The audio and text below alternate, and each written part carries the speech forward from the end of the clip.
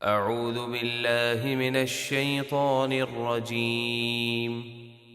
بسم اللہ الرحمن الرحیم سل بنی اسرائیل کم آتیناہم من آیت بینہ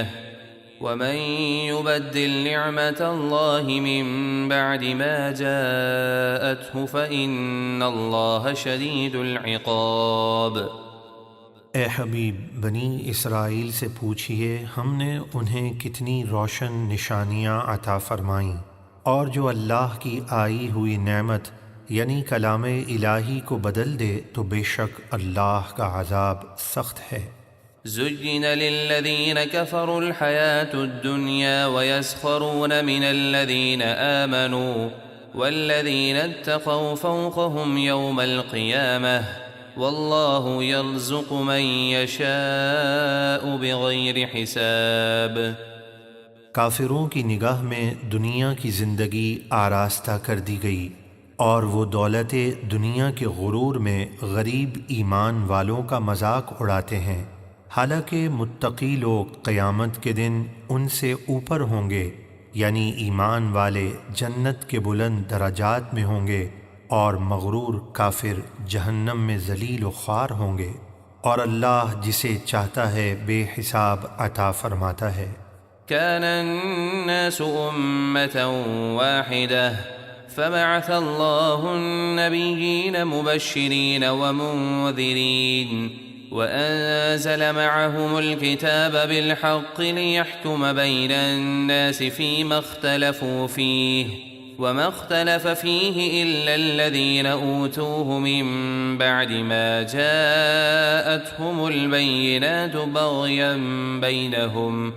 فهدى الله الذين آمنوا لما اختلفوا فيه من الحق بإذنه والله يهدي من يشاء إلى صراط مستقيم۔ پہلے سب لوگ ایک دین یعنی دین اسلام پر تھے، پھر جب انہوں نے اختلاف کیا تو اللہ نے خوشخبری دینے والے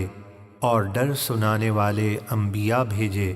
اور ان کے ساتھ سچی کتاب اتاری تاکہ وہ لوگوں کے درمیان ان کے اختلافات کا فیصلہ کر دے، اور جن لوگوں کو کتاب دی گئی تھی یعنی یہود و نصارہ، انہی نے آپس کے حسد اور سرکشی کی وجہ سے اس کتاب میں اختلاف کیا، باوجود اس کے کہ ان کے پاس روشن نشانیاں آ چکی تھیں، تو اللہ نے اپنے حکم سے ایمان والوں کو اس حق بات کی طرف رہنمائی فرمائی جس میں وہ اہل کتاب اختلاف کر رہے تھے، اور اللہ جسے چاہتا ہے سیدھے راستے پر چلاتا ہے۔ ام حسبتم ان تدخلوا الجنة ولما يأتكم مثل الذين خلوا من قبلكم مستهم البأساء والضراء وزلزلوا حتى يقول الرسول والذين آمنوا معه متى نصر الله ألا إن نصر الله قريب۔ اے مسلمانوں، کیا تم اس گمان میں ہو کہ جنت میں یوں ہی داخل ہو جاؤ گے، حالانکہ ابھی تم پر ان لوگوں جیسی مصیبتیں نہیں آئیں جو تم سے پہلے گزر چکے،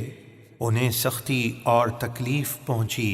اور وہ ہلا دیے گئے یہاں تک کہ رسول اور ان کے ساتھ ایمان والے پکار اٹھے، اللہ کی مدد کب آئے گی؟ سن لو، بے شک اللہ کی مدد قریب ہے۔ يسألونك ماذا ينفقون قل ما أنفقتم من خير فللوالدين والأقربين واليتامى والمساكين وابن السبيل وما تفعلوا من خير